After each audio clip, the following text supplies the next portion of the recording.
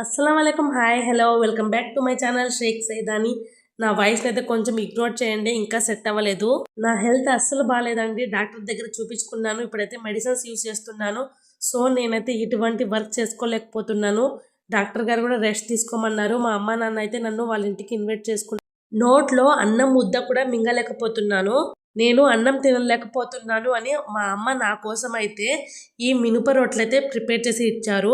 దానిలో కాంబినేషన్ చట్నీ అయితే చెప్పాలని కాదు కానీ ఫ్రెండ్స్, ఒకవైపు నాకు హెల్త్ బాగాలేదని మా హస్బెండ్, పిల్లలు, ఎట్ ద సేమ్ టైం అమ్మ నాన్న కూడా చాలా టెన్షన్ పడుతున్నారు. మా బాబు విమ్ సోప్ తిన్నాడు అని ఒక షార్ట్ వీడియో పెడితే మనకి కావాల్సిన వాళ్ళు, మనకి అయిన వాళ్ళ నుంచి ఒక మెసేజ్ రాలేదు.